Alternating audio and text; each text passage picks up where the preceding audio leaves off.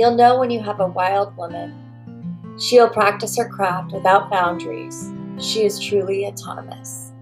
Her loyalty is only to the family she serves, a midwife who will not allow herself to be held back by a system she didn't create. This podcast is for the birth keepers who want to grow and change. We are open to learning through self-reflection and supportive community. We are creating this space to explore without judgment. We are remembering we were Born wild. Hi, everyone. Welcome back to the Born Wild podcast. We're your hosts, Sophia and Emma. And Leah is actually not feeling well, so she is, we hope, napping. We haven't heard from her. It's been a hot minute since we've done a show. Yeah, I want to say we skipped about 2 or 3 weeks. Mm-hmm. We're back. We've all had a lot on our plates, yeah, but we're happy to be back. And yeah, what's your update been, Emma, for the last few weeks? What do you think? I don't know. I mean, I did a lot of stuff, but I'm like, can't even remember what I did. Yeah, I don't know. You went on vacation. I went on vacation. It was beautiful. Oh my gosh. Yellowstone is insane, you guys. Like, I was proud to be an American. It was so beautiful. Like, that's why they call it God's country. No, it was insane. So beautiful. And then I came back. Oh my gosh. Yeah. We were camping for a week, and then we came back and our spring had dried up because California has no water. And so we had no water at all. And so we're having to let our garden die, and it's just crazy rationing water. So that's sad. What else? I mean, not a lot. I got stung by a bee, which I haven't been stung by a bee in years. And I was sitting there minding my own business, doing my schoolwork on my laptop, and this bee comes over and stings my finger and would not let go. And it was very traumatic. And I didn't think to take my wedding ring off. I don't know why I didn't think to do that. That was stupid. And then it just swelled up so big the next day and it's still swollen. So I can't get my ring off. And then I was with you yesterday, and you're like, I can do it. And you looked up online and you found this string trick. And dear God, I'm like, now it's really swollen. She's wrapping this pus around my finger, and something to do with nail clippers. I don't really know. And she's pulling, and it's not coming off. And so then it's even more swollen. I'm like, oh my God. And so now I'm I might have to cut my wedding ring off, or just wait it out, but it's kind of purple and it has a heartbeat. So, I mean, yeah, it's kind of my update because that's all I can think about because I have a heartbeat in my finger. So I was up really late last night, and I found myself almost wanting to text you at midnight to apologize again. I just felt bad for our clients that are sitting there wow, prenatal and a show. Well, I really thought I was going to give him a show. I was for sure thought, I was 60% sure that I was going to get that thing off. Oh yeah, no, you were, and you're very competitive. So I mean, it was this is going to happen. Oh boy. Oh yeah. Yeah. What about you, girl? What's new? Yeah. So our nanny is going to start watching her niece and nephews. So we're in the middle of trying to find new help and just trying to trust the universe, not freak out. But something just showed up today, and I'm super excited about it. And it's not solidified yet. But if it all unfolds, it could just be beautiful. So yeah, I'm really relieved to have that all dialed in, because I'm about to get so busy. All the way going to be born in September. So yeah, it would be good to just know that my kids are dialed in and taken care of. So that's been my big thing this last month. Nice. Yeah. And That's huge. I guess the other update I have is we're considering getting cameras in our home because random things are disappearing. Um, Hmm. we had got workout equipment and we have pictures of the 25-pound dumbbells in our garage and they're nowhere. And yes, they're heavy enough that my son could probably lift them a little bit, but he couldn't carry them far. We don't know where else they went. And we're also missing a bottle of melatonin and now a box of chocolate covered raisins. And Really oddly specific and random. I Wow. don't know where these things are, but they're things where I'm like, for sure I know where I put them and they're not there. And I feel like I'm going crazy. And my husband's like, I think we should get security cameras and find out what's happening. Um, Yeah. I mean, you also lost a good chunk of money like a couple months ago too. yes, So that's true. So now it's the ongoing joke because I was like, I didn't tell Spencer I had chocolate covered raisins in my office because he is a sweet tooth person and they would be gone. And so then I was telling my girlfriends, like, okay, well, I can't ask him if he took them because then he'll know I have them. And what if I, right. Oh yeah. but The dilemma. I asked him yesterday and he genuinely didn't know. And he's like, I don't even like chocolate covered raisins. And now I can't stop thinking about them and I want them. That's so funny. Yeah. So that's the ongoing joke now. I'm like, where are my chocolate covered raisins? He's like, with my dumbbells. So Yeah. Oh, that is so weird and random. The yeah. dumbbell thing. Oh. Okay, Well, well, keep us posted when you find those things randomly. I will. I will keep you posted. We have an amazing guest today. Her name is Kristen, and she supports families through pregnancy, postpartum, introducing solids to their babies. So let's start the show. Awesome. Thank you. Well, first of all, thank you, Sophia and Emma, for having me. And Leah, I hope you're feeling better. My name is Kristen Vucinich, and I'm a certified nutrition consultant specializing in pregnancy, postpartum, and babies. So really all that means is that I support women through all the stages of motherhood, focusing on nutrition and wellness, and looking at you as a whole. So I run a company called HeartFed. We offer one-on-one consultations, mama support groups, and also courses. And really it's a way that we can kind of take the Googling out of what you need to eat during pregnancy and postpartum, how to introduce foods to your little one. And a lot of those areas where we just really stress out as moms, and especially as new moms, of what do we do? Where do we even go to ask how to do things? And that's what we're here. That's what we're here to do. We're here to help you so that you don't have to be going and looking in 100 different areas. As far as, we'll probably get a little bit more into this down the road, but I got into this specifically. So I had already had a master's in applied clinical nutrition, and I've always really been interested in the food realm. I was a teacher before, and I was just always interesting to me how food connected to how people acted throughout the day, our focus levels, our moods. And then it wasn't until after having my son, my second child, that I went back and got a specialty in specifically pregnancy, postpartum, and baby nutrition, based on, some of my personal experiences through pregnancy and labor and delivery. That is so cool and so needed. Oh my gosh, I love that. So your own experiences, do you feel comfortable sharing? Like, what made you want to take that route from your own experience? Yeah, so I, both of my pregnancies and my labors and deliveries were kind of complete opposites. So with my first, I felt like rainbow and sunshine. I was like, why do people complain about being pregnant?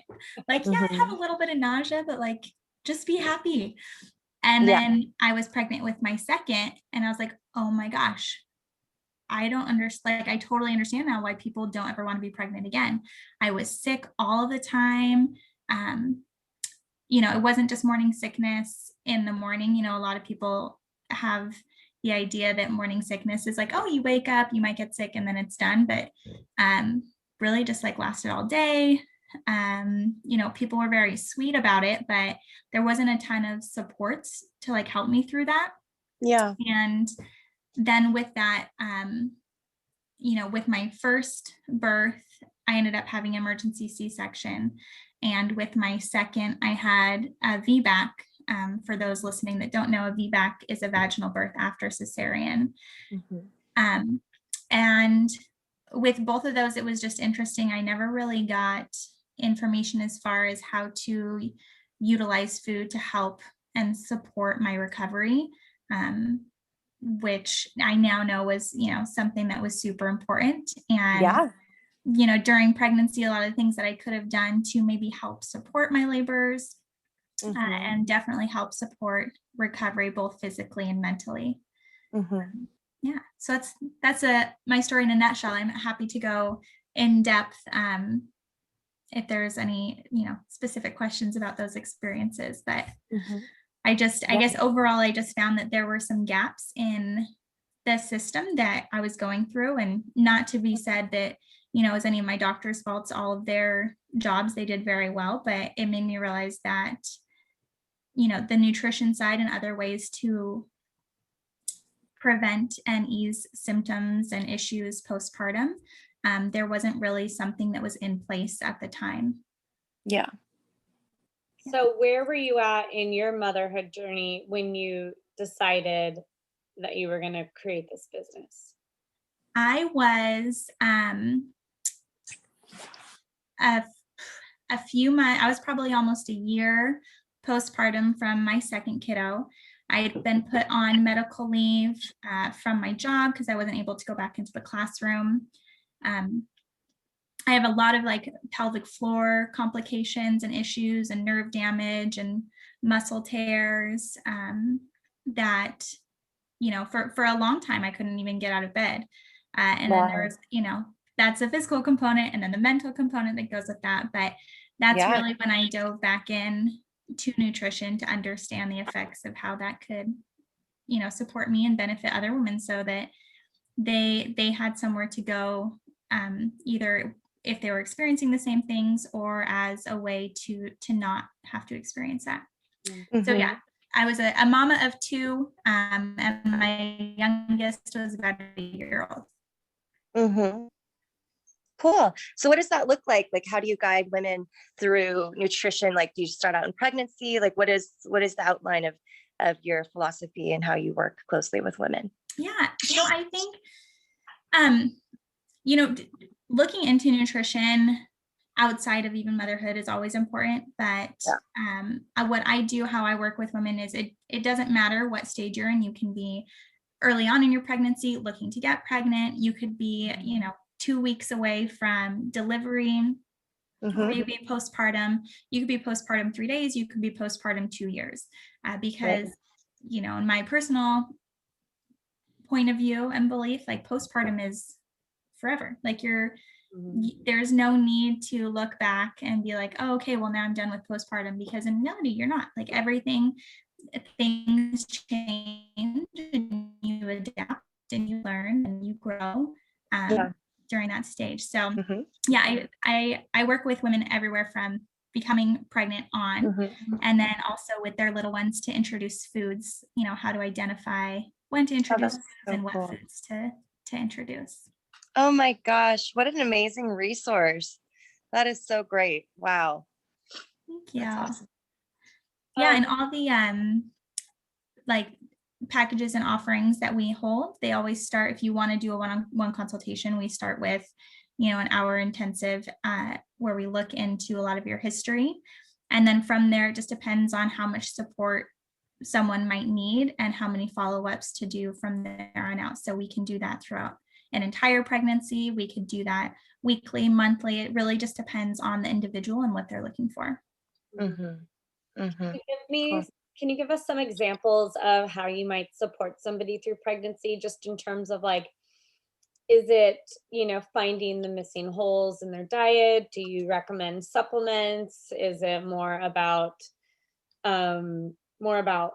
ailments and symptoms and trying to like get her comfortable, or what does it look like? And do you have a specific philosophy around healthier food choices and what that looks like if someone's vegan or gluten free, or any of those? There's so many different ways to eat nowadays. Right. Yeah. A million different ways, a million labels. There's so many options. I think in general, where we start, we look at 3 different pillars when we're working with clients, and that's going to be your food intake, your supplement regimen, and your lifestyle. I really believe that you can eat all of the healthy foods in the world, but if you are feeling stressed all the time, or you're not sleeping, or you're feeling anxious, a lot of those foods aren't going to be able to be absorbed and utilized and really support you in the ways that they need. So looking at your lifestyle and what other avenues that we can change or things that we can implement will also help. But that's where we start. We're looking at those 3 areas. And so when we're talking about like specifically for pregnancy, it depends on the client. Like if they're coming in and saying, oh my gosh, I really, my number one goal working with you is to help me with this nausea, we're really going to hone in on foods that can support her when she's feeling like she can eat, if she thinks she can even keep things down, different supplements that she can be taking. And I do have the belief of using a food first approach. But in all honesty, the most important thing is finding the most natural way that someone is actually going to follow through and implement it. So what I typically do with my clients is I say, okay, you're feeling this way, or you might have a nutrient deficiency here. Here are like 3 food options and different ways we can incorporate it. Do any of those resonate with you? And if they say yes, then we dive in a little bit more of how we can implement that into a breakfast, lunch, and dinner, and how often. And if they're like, yeah, I'm never going to eat that.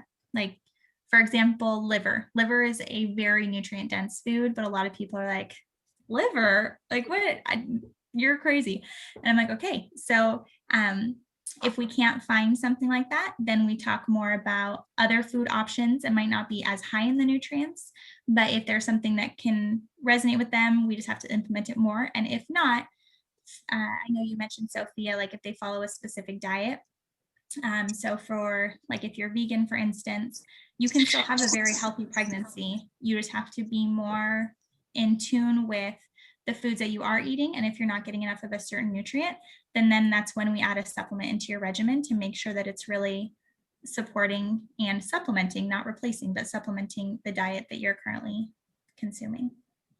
And when you follow women through their pregnancy, is this like how we're doing on Zoom? Is it like virtual support? Is it email communication? Is it like once a month or once a trimester? Or is it like, it's until a symptom is resolved and then you're done? Or yeah, so the hour intensive that we do at the beginning is always via Zoom. I like to do it via Zoom because I can kind of get a picture too of how they're feeling.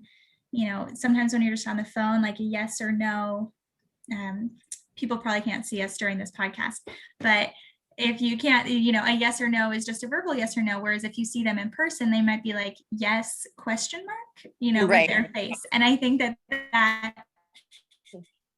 the body language is really important. Important. Yeah. And also just identifying, like I said before, lifestyle, like, do they seem like they're run down? Do they seem like they're able to do the daily things to take care of themselves, especially for my postpartum clients?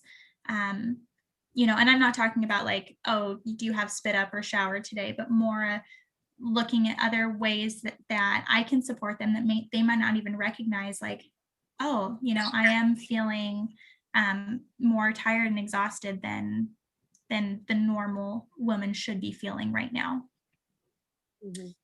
Right. And then as far as when we meet, again, it's really up to the client.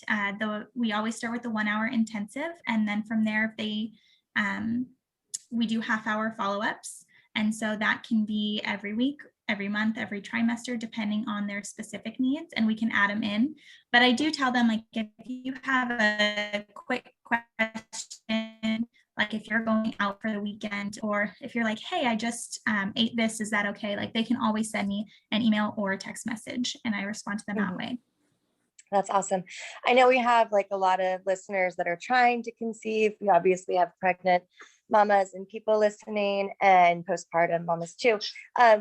If you could just like bullet points for our listeners, like for somebody that's trying to conceive, what would you say is a good way to start with adding things into their nutrition or supplements? Or is there anything that you would say for trying to conceive and then pregnancy and postpartum for our listeners? Absolutely. Yeah. And again, just to reiterate, I do work with pregnant and postpartum women, and I'm happy to meet with women who are trying to conceive. Fertility, prior to becoming pregnant is not something that I specialize in. So I can support women with the general key information, but there are many people that I refer out to that can help support that as well. Mm-hmm. But as far as general guidelines, where to start, I would definitely start with hydration. It's really important to keep your hydration up, not only just for your own health, but for amniotic fluid for your baby. And then even postpartum, you want to have as much hydration as possible for breastfeeding. So really just working on your water intake. I do, for all the listeners out there too, if you like Google or ask your doctor and they'll tell you, you want at least 0.5% of your body weight in water. Not that I disagree with that, but I think it always depends on where you're starting from. If right now you're not someone that drinks water, have your goal to be to have a cup every day. If you're someone that already drinks a cup of water, have your goal to be 3 cups a day. Again, it needs to be something that is reasonable that you're going to follow through and implement. So hydration is key. And then food variety is really important, especially with a focus on healthy fats and leafy greens for the beginning of pregnancy, I would say. So leafy greens, that's exactly what they sound like. Those are going to be, kale, chard, spinach. You can even use your romaine lettuce, arugula. And you don't always have to just have a leafy green by itself. Cook it up. Do not be scared of your fats. Do not be scared of your butters. Do not be scared of your avocado oils. Those are going to be things that are going to be beneficial for your pregnancy, beneficial for your own physical health through digestion, and beneficial for your mental health to get in those omegas. So those would be 2 of the key points. And then I definitely recommend for anyone who is trying to get pregnant or trying to conceive or just found out that they're with child to look at your prenatal. And I'm happy to, chat with you too about it, but not every prenatal is made the same. There's lots of different ones. So you have your capsules, your powders, your liquid. But one of the things that I always tell my clients to look for first is the prenatal you want to have methylated folate, and that's a B9. Typically, a lot of practitioners will say, go find a prenatal with folic acid. And again, not that that's by any means their fault. They're right. Folic acid is B9, but it's a different form. And the reason that I recommend looking for the methylated folate is because that is going to be able to be processed and cross through to the placenta. A majority of the population has a gene mutation that doesn't actually take folic acid and turn it into the methylated folate that can go and process through. Now, I know that's a lot of like sciencey side note, but the reason that was a great point. Sorry, go ahead, Emma. I said, no, that was a great point. I'm so glad you added that. Yeah, the MTHFR. Mm-hmm. Mm-hmm. Yeah, and the reason that that's important to get that methylated folate in is because that's going to help decrease risks of neural tube defects. Specifically, in the beginning of pregnancy, that's when they're at highest risk. So again, if you're looking to conceive or just found out you're pregnant, definitely find a prenatal that has methylated folate. Great. Yeah. Oh gosh, I just forgot my question. You can continue. What was it? I should have wrote it down. Ignore me. That's okay. Okay, well, you were about to get into your postpartum, what you suggest for postpartum. And then, so for postpartum, the beginning of postpartum, again, everybody is different, but depending on your labor and delivery, there's going to be certain foods that I would recommend. If you had a cesarean, just remind yourself like you had major surgery. So there's no need to be moving and grooving and getting back to things, because what you really need to be doing is resting and nourishing yourself and recovering. Same thing for those of us with a vaginal birth. Either way, your body has gone through 9 months of transformation to grow your little one, and it's gone through a lot to birth your baby too. So no one's looking at you to see like, oh, did you go to the park or did you go on a walk? They want to be looking at you to see, are you happy? Are you healthy? And is your little one taken care of? So I say that just in the sense of a reminder to people that, again, your lifestyle is going to affect the way that you can utilize your food. So making sure that you are taking this time to do, the lying in period and resting and nourishing yourself. The way that I like to recommend my clients for their nourishment is really focusing on warm foods in the beginning. That's going to help with recovery, help with blood flow, and easily digestible foods. So instead of eating like raw vegetables during this time, you want to look for root vegetables that are cooked. You can throw them in the oven, you can make a stew, but this is going to be beneficial. It's going to get you those nutrients that you need and that calorie intake, but it's also going to be really easy on your digestion, which has gone through a lot through pregnancy. Your baby's just like pushing on those 9 months. So you want to ease back in. And also, depending on labor and delivery, if there were medications involved, that can change your digestion as well. So just really being easy with the foods that you put in, warm, easily digestible, soft foods, lots of soups, bone broths, stews is where I would recommend starting.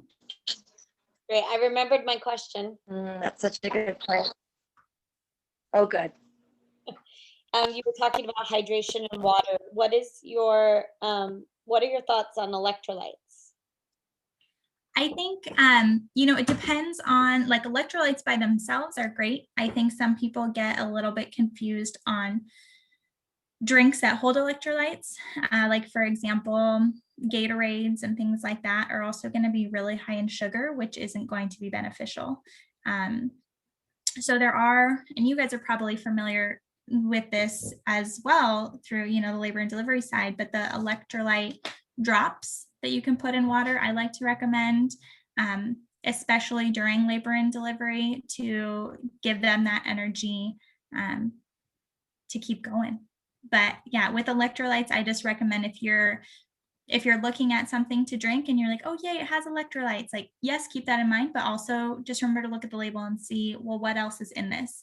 And is it worth putting into my body to have those electrolytes, or is there another option? Yeah, we had an accidental experiment. One of our clients and Emma are very competitive with their hydration. And we check their urine at the appointments. And one morning, our client, she's like, I woke up and I was like, get me the water. And she was just pounding water all day. And she was like, I'm so on top of it. And Emma shows up. She's like, I am so not prepared. All I've had is this one coconut water. And Emma's urine was way more hydrated than hers. Yeah. They were both hydrated, but Emma's was better. And we were like, wow, that's really interesting. Emma didn't even have to try necessarily. Right. And so it just was really eye-opening to us. Like, electrolytes really do make the difference. Yeah, and especially in this heat, in the summer, we really need to be adding in electrolytes for our mamas. Yeah, that was really funny. That was interesting. Yeah, well, absolutely. Well, and like you're saying, coconut water would be a great choice for that. Mm-hmm. Are there any, I know that in general, there's a list of foods to avoid in pregnancy. What are your, what's your opinion on that? And are there foods that women should really be avoiding in their pregnancy, or not? This is great. I love this question. So, yeah, because I think that this is something, a lot of the information that we've been given has come to us out of,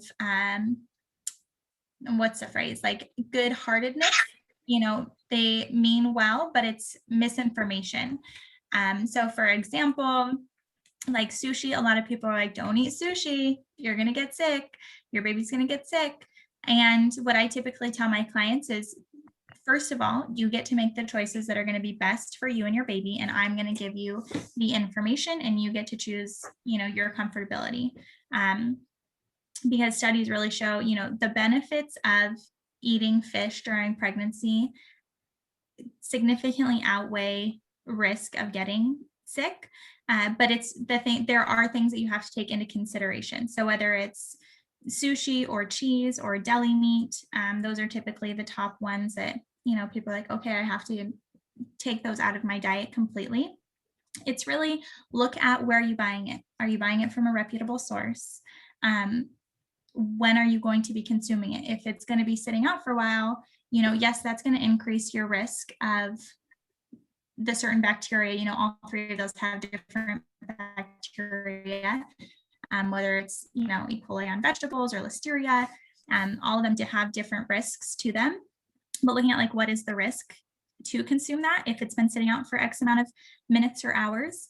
And and then of course the type. So with fish specifically, you want low mercury fish. You want to be eating it from a reputable source. So if you're going to a restaurant, eat there at the restaurant. If you're going to take it to go, that's something I typically am like, well, if you live really close, that's great, but you don't want your sushi to be sitting out for a long period of time before you eat it. Is what I recommend for that one. Yeah, that's kind of what we say too, is, just know where it's coming from. And I always give a blanket statement, especially in the first trimester, especially for families that have a history of miscarriage, is if you lost this pregnancy and you would beat yourself up over your choices, then just don't do it. It's not worth it. It probably didn't cause it. It was probably going to happen anyways. But if it's going to cause you heartache and you feel like you caused it, then it's not worth it. Just wait. Right. Yeah. Yeah. And I think that's great because, as mentioned before, I think it's really important to empower every client or, in that case, patients, to know you have the power to make these choices, and whatever choices are best for you and your family. They might be similar to choices I made or different choices than I made or that my friend made or that your friend made or your sister made, and that's okay. If it was a simple, this is the right thing to do and this is the wrong thing to do, we'd all be doing it. But there is a lot of gray area because we continue to learn, especially in the nutrition field. There's always new things developing and new things to learn. And just as a side note to food and what not to consume, to keep in mind too, that you're at higher risk from getting sick from eating vegetables and fruit like leafy greens than anything else. But nobody's ever going to tell you to stop eating that because the benefits outweigh the risk. Right. So keeping that in mind when people give you a list of other foods is, yeah, you have a chance, but where is this going to be beneficial for you? Mm-hmm. And that's why I commented on the fish, because that's going to be something that is going to be very beneficial through pregnancy and postpartum. Mm-hmm. What about a big thing that we're seeing all the time now is you're pregnant, you give birth, you're nursing your baby, and your baby's having reactions to potentially things that you've been consuming that are now coming out in your breast milk. What is your experience with that and with newborn food sensitivities and helping families through potentially elimination diets? And that is a really big topic right now. Yeah, I think to start, anybody that's choosing to go the breastfeeding route, just know that you're doing a great job, and it can be very difficult, and there are supports out there.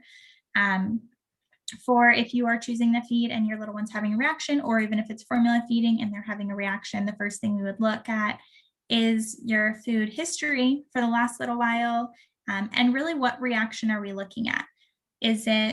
Are they having colic? Are they spitting up a little bit?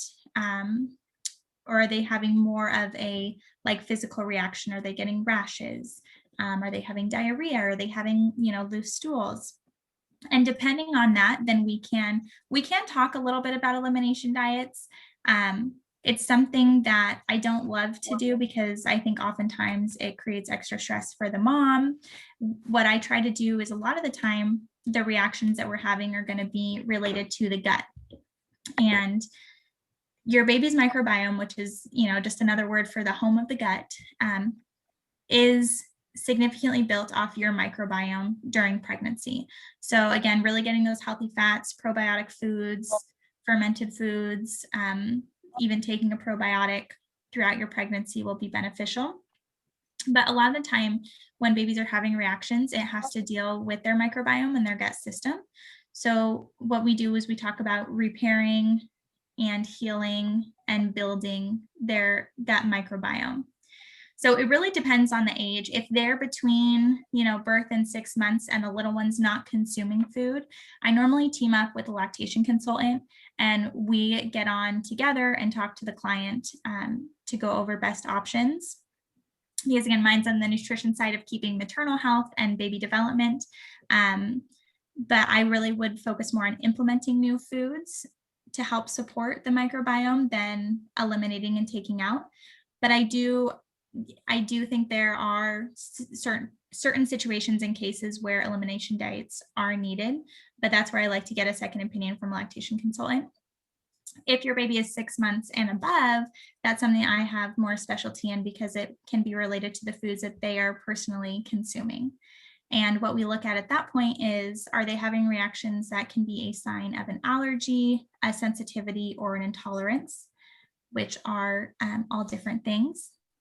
Your sensitivity and allergies are going to be connected to your immune system response, whereas an intolerance is going to be when you're missing an enzyme to break something down. So that's where you hear, lactose intolerance.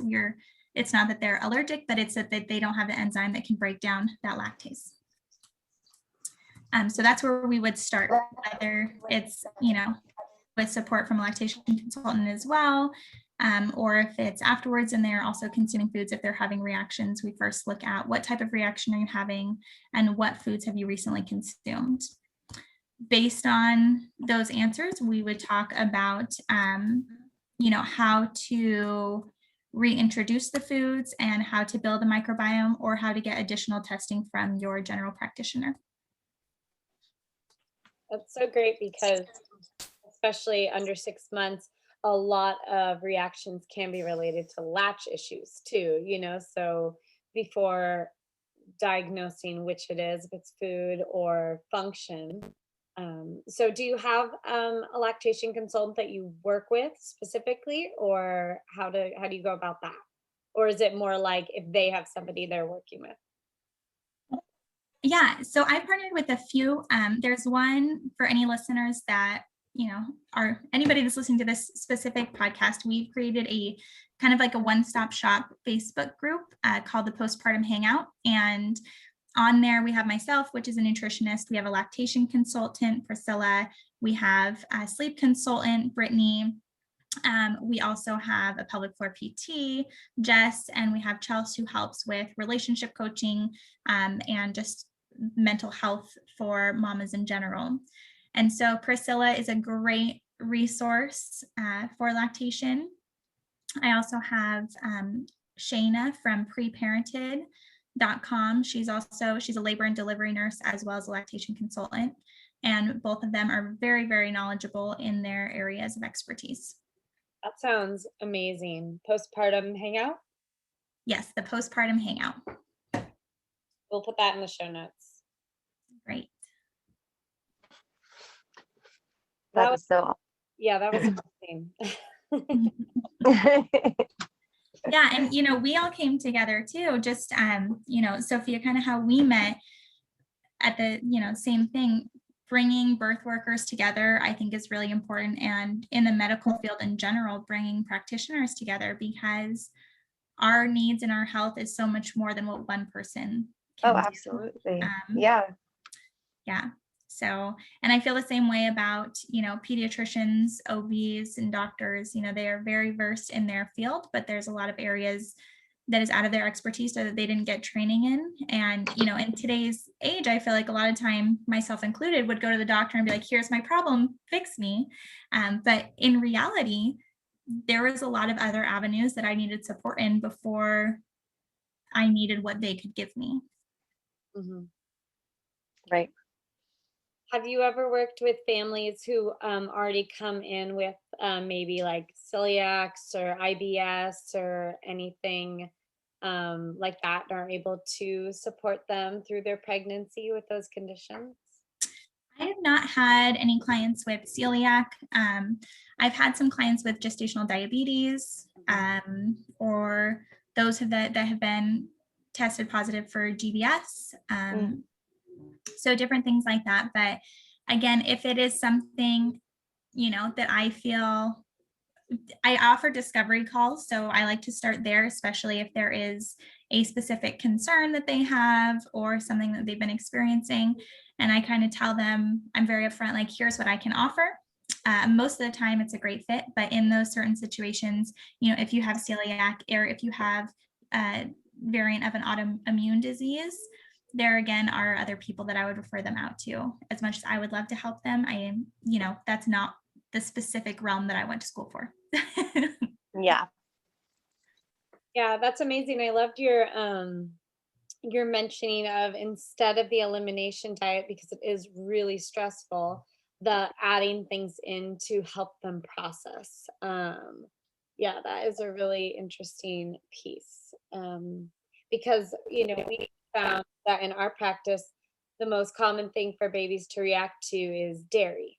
And there are so many babies that are sensitive to the dairy, to the point where I almost recommend it in the last like month of pregnancy to just start cutting it out, because it is so stressful to go through the like 6 to 8 weeks it takes to get it out of your system when you have a baby reacting to it.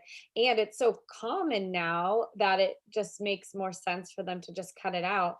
Do you find that you're getting more phone calls about that? And is there a better way than cutting it out to support those families?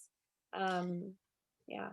Yeah, no, that's a great question. I think to start, like, it is definitely the highest allergenic food, specifically, you know, cow's milk, that babies have a reaction to, whether it's through breastfeeding or whether it's through introducing foods. Typically what I recommend is, you know, first looking at family history. Does mom or dad or anyone in their family, have they had reactions to this?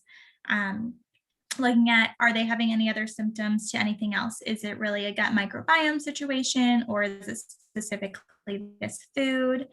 And with that case, I would recommend, you know, taking that piece out.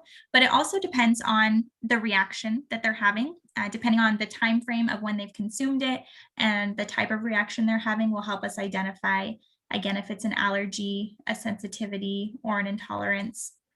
And if it is a sensitivity, that's something that we can work on reintroducing in small bits, because since it's related to your immune system, what your body is doing is it's going to be like fighting it off the first time, and then you add it again, and now your body's created these antibodies. So your second time consuming it, it can be a worse reaction, because now your body's really trying to get it out. So, you know, just looking at what type of reaction they're having is going to be really important to identify, is this something that you need to eliminate long term? Is it an intolerance where it's something that your body's missing that enzyme to even break it down? Or is it something that we just need to give your body some time, especially for babies? There's so much happening and their bodies are still being built. Their digestive system is still adapting to this new world, that we need to be gentle with it and add things in just a little bit here and there. And a lot of time that's the case, is we just need to give it a little bit more time, build up that microbiome, get more diversity in there, reintroduce it again, see if that reaction, is it still high or is it a lower reaction? And if it's a lower reaction, that's a positive sign that, okay, we're going to take it out again, continue to rebuild that gut microbiome, and then introduce it, see if your body's strong enough. That's great. And I think just one other thing on that, if that's okay. With any type of reaction too, sometimes, we call it the bucket mentality, is you might not have a reaction at all because that's like the only thing that's causing your body that stress. But there are so many factors that can cause a reaction or can cause eczema that, let's say your baby is sick, and then baby's also not sleeping well, and then baby is gets an ear infection, and then baby is introduced to this food that he or she may or may not have had like a little reaction to, but now that that bucket is full of all of these outside stressors, that could be the tipping point that's going to cause that reaction. And that's why, as I mentioned, like lifestyle and how you're feeling physically and mentally is equally, if not more important too. So it's kind of silly and just lighthearted. And we ask everybody that we interview, we ask them the same questions, and it's fun to hear all the different varieties of answers. If you could go back and tell your teenage self anything, what would it be? Oh, probably, many things. I like to think that I was a pretty good kid, but I was also kind of a pain in the booty to my parents. So I think mine would be to wear a jacket when it's cold. And my parents will understand that because we got into an argument once because my sister didn't have to wear a jacket to school one day and I did. And it became quite an issue. My teenage self. That was your rebellion. Yeah. Like you really were a good girl.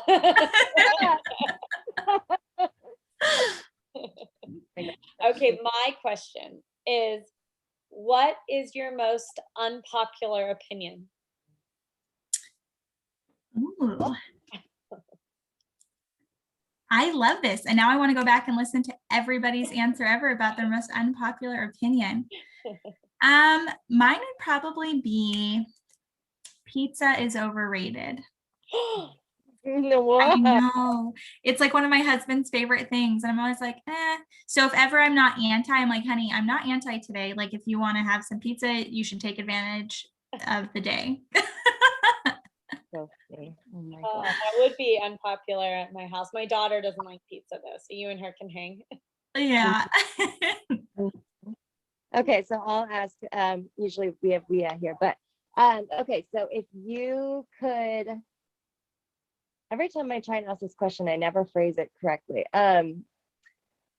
If you could press your belly button and have like a superpower happen, like it was just anything could happen, what would it be? Oh, I would like a Care Bear, like Care Bear stare. Yeah. Mine would be to throw some empathy to everyone in the world, because I think that especially in today's age, we forget that people are human and need to be empathetic and understanding of everybody's, mindset and life.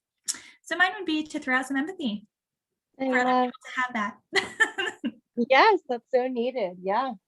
That's such a selfless. I know. Wow. Yeah. Feel so bad about myself right now. That kind of goes hand in hand with your bad girl teenage self. Exactly. Oh my goodness. Your parents did a great job. Oh, thanks. I'll let them know. Yeah, and I'm sure you're doing the same. Yeah. I hope that's the goal.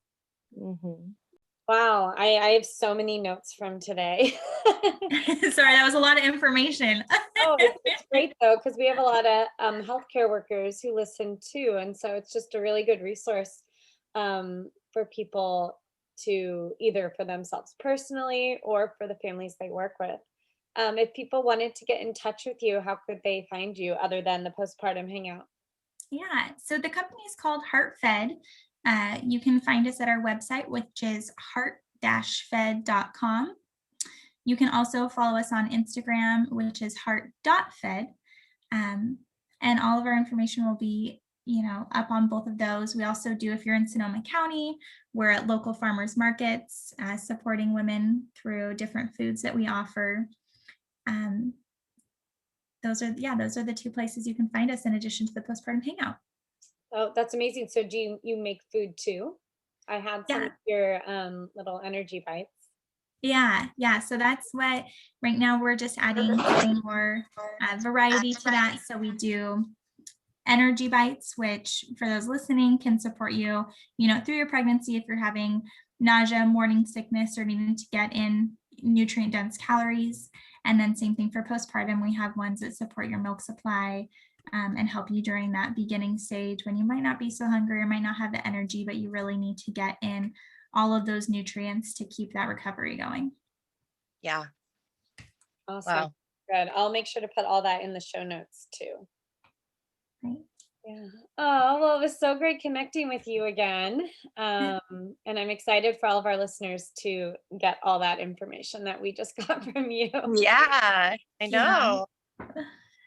And on the website as well, we have a webinar coming out, a free webinar you can sign up for, pre-register for now, that will be out on September 1st. That's going to go over where to start for pregnancy, postpartum, and baby foods. Awesome. That's really cool. Okay, great. Well, good to connect with you, and thanks for joining us today. Thank you for having me. Yeah, that was really fun. Thanks for coming. Absolutely. It was great to chat with you ladies. Take care. Yes.